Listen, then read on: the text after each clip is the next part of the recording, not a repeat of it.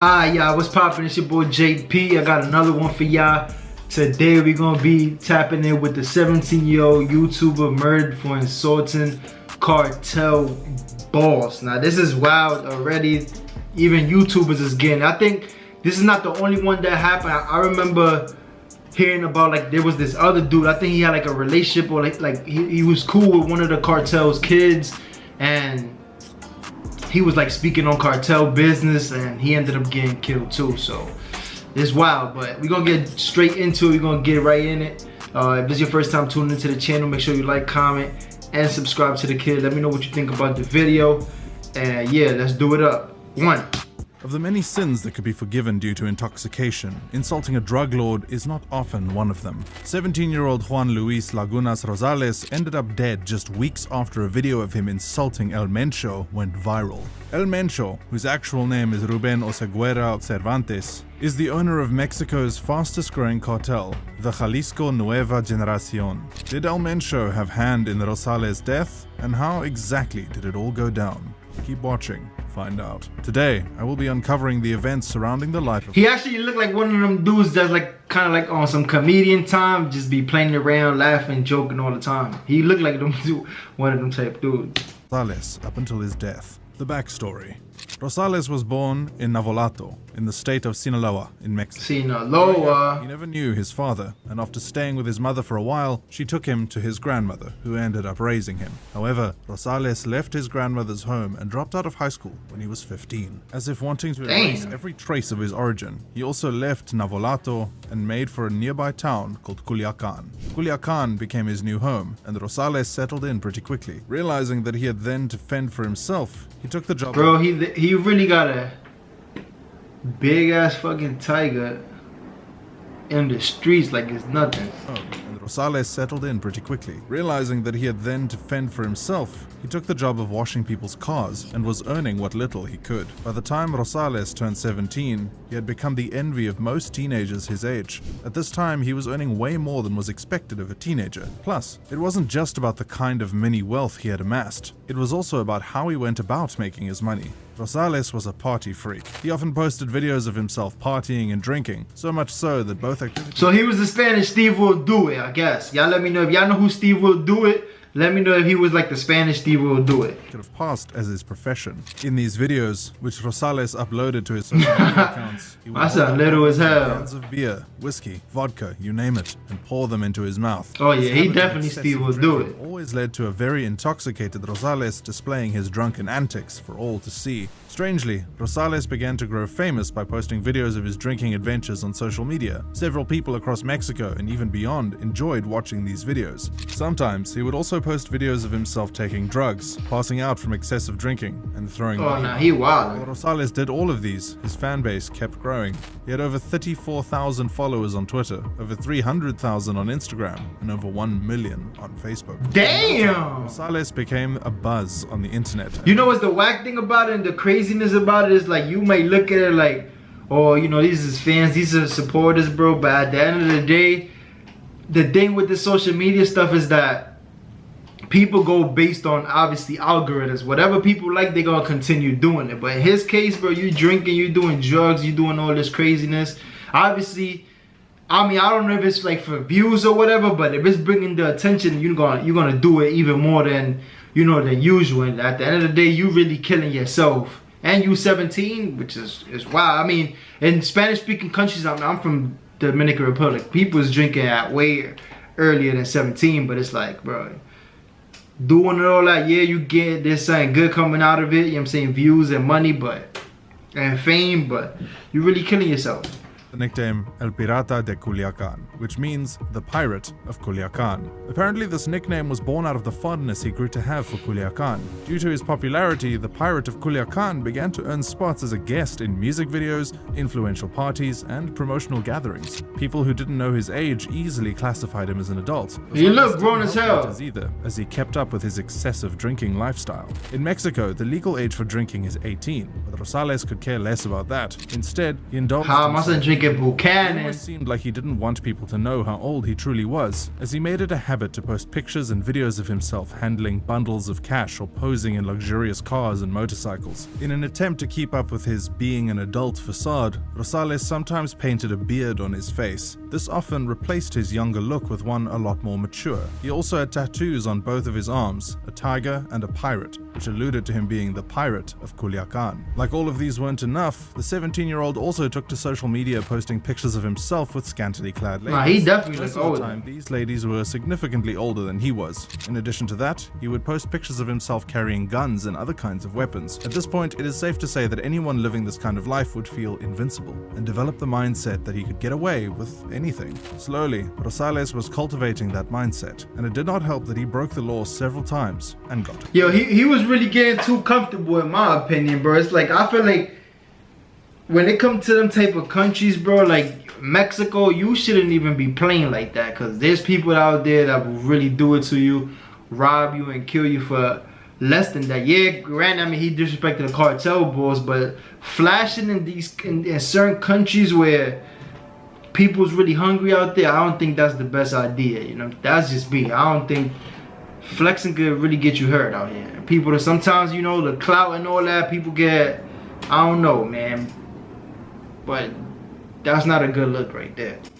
Legally, Rosales wasn't supposed to do drugs, flaunt weapons, and take alcohol since he was still a minor, but he continued to do just that. He boldly did all of these things, and even went as far as sharing the pictures and videos on his social media accounts. In August of 2017, Rosales was arrested for underage drinking, which you have to admit was long overdue, seeing how the teenager was far from the legal drinking age at the time. Of course, this incident did next to nothing to help Rosales, because after he was released, he immediately picked up where he left off. During an interview with the producer of Univision Entertainment, Pepe Garza, Rosales stated that he was an alcoholic, but he wanted to change that so he could pursue a music career. He further said that he had signed a contract with Cash Records and added, "I want to learn to sing now. That's going to be my motto." And perhaps the authorities didn't do enough, because although these videos usually went viral, implying that the authorities probably caught a whiff of them several times, they barely intervened. Instead, the pirate of Culiacan kept rising in fame. He gained more followers, more invites to parties, and more business deals. Seeing how there was no one in his way, Rosales I should have said, pushed bro. boundaries without a care in the world.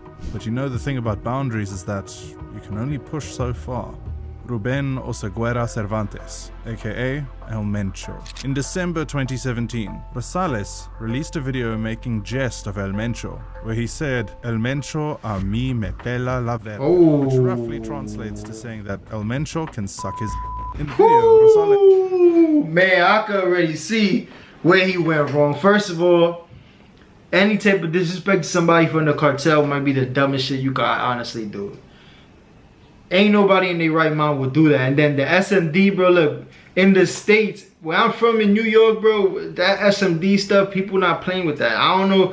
I was watching the interview that Fat Joe did on Vlad TV, and Vlad had asked him pretty much about the, you know, the whole SMD stuff. You know how New York people just be saying that shit like it's whatever. And he was saying, he was like, yo, I'm rich. I'm living a perfect life, but somebody told me SMD, I promise you, I'll throw it all away because of that. Like, those words, I mean, obviously that's not smart, but those words is so powerful, bro. Like, people's not playing about that. That's something that you could definitely get. There's people in prison over somebody telling them to suck my dick, you know? Was visibly intoxicated, obviously due to excessive drinking, as per usual. If the circumstances were different, this video would probably have passed as one of the many stunts he often pulled to entertain his followers. It probably would have gained him more followers and more recognition. However, the circumstances were very like, they not gonna see it. Come on, bro. In the video, Rosales had referred to El Mencho, leader of Cartel de Jalisco Nueva Generación. As we mentioned earlier in the video, Cartel de Jalisco Nueva Generación translates to New Generation Jalisco Cartel. This cartel is popularly known as one of the deadliest organized crime syndicates in Mexico.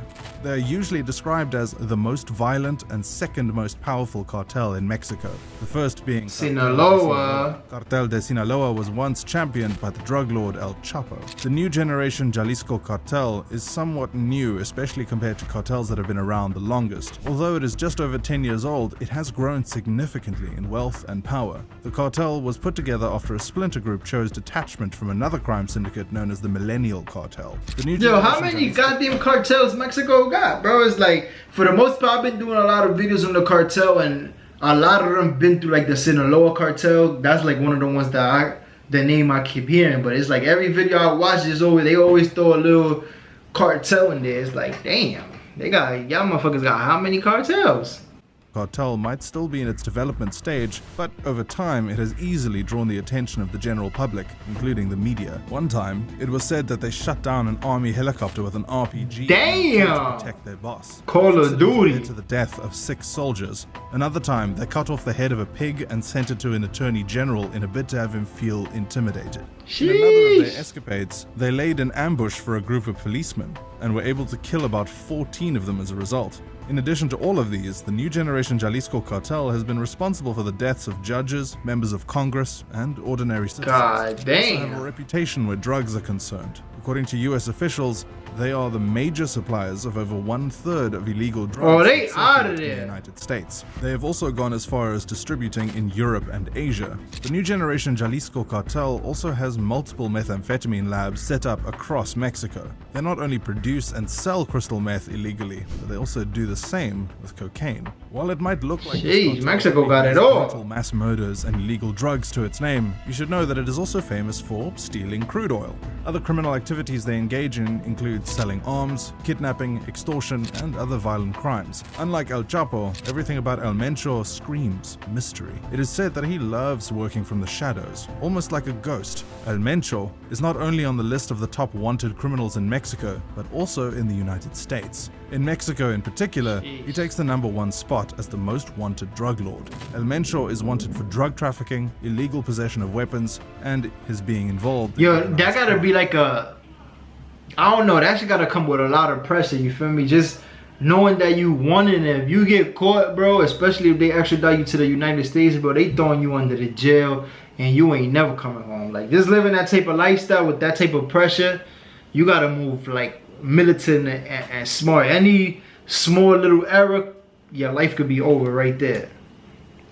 Mind you, other cartel people probably looking for your ass to kill you too. He decided to create his own organized crime organization. Plus the government. His bosses often got arrested or killed. After the arrest of El Chapo, El Mencho quickly rose to fame. Owning one of the deadliest cartels in Mexico, the new generation Jalisco Cartel has had several affiliations to brutal mass murders in the past. In 2011, authorities found 35 dead bodies on the streets of Veracruz, port city on the Gulf of Mexico. These bodies appeared tortured and dismembered. In 2013, this same cartel raped and murdered a 10-year-old girl whom they believed to have been a daughter of a rival cartel leader. After killing her, they proceeded to set her on fire. It was already too late when they realized she wasn't who they thought she was.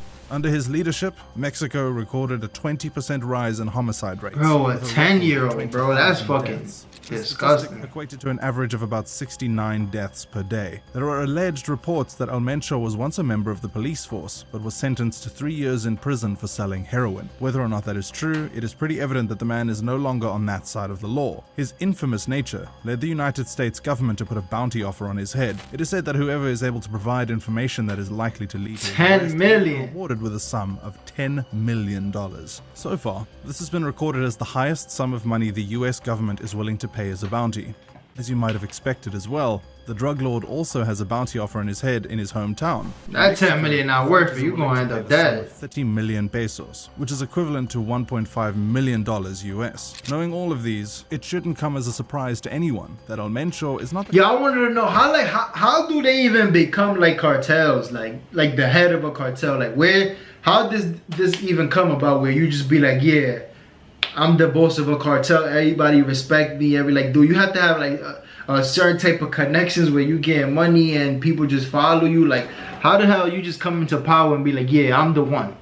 I want to know that. If y'all got any info on that, let me know in the comments. Kind of guy to play around with. However, Rosales chose to do precisely that. He not only cursed the infamous drug lord, but he also went ahead and released the video on the internet. A video which many Mexican press publications called, in effect, the initiator of a countdown for his time here on Earth.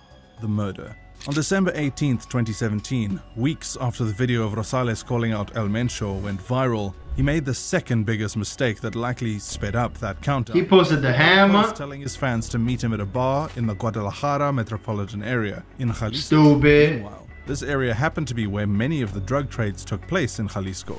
At about 11 p.m. that same day, a group of men carrying guns swarmed into the bar and started shooting. Although it is said that Rosales was the main target, a 25-year-old employee in the bar also got killed. Damn, he 25?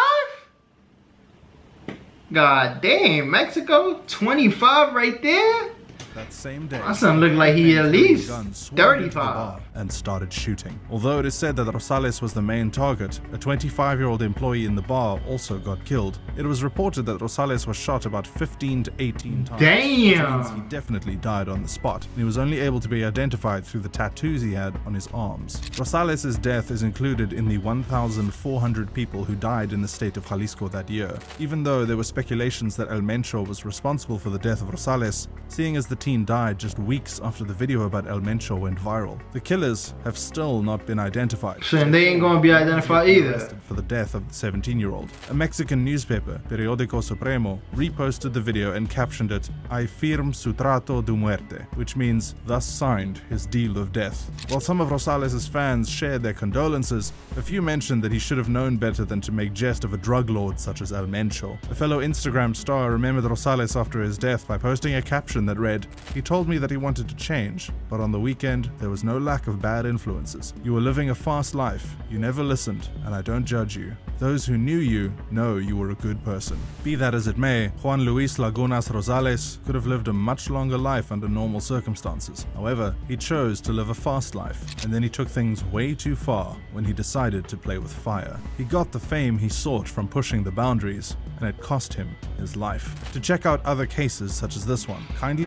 Y'all, that's the end of the video right here. I feel like, personally, that was a huge mistake. Anybody in their right mind knows that was like, come on, for you to tell the cartel, the head of the cartel, to suck your dick and you're gonna put it online for the whole world to see and then give up your location. I mean, I feel like they was gonna get his ass regardless, but the fact that you even put your, and that's what comes with being like an influencer. Everybody knows where you at. If you posting, you got, you know, gigs and hostings and stuff like that. Everybody gonna know where you at all times, and that was like a huge mistake, bro. They shot him 15 to 18 times. They don't care about his age or none of that. It's just the disrespect, bro. Anybody, listen, even if you're not in Mexico, you know that's like the dumbest stuff you could do. These people is well connected all around the world.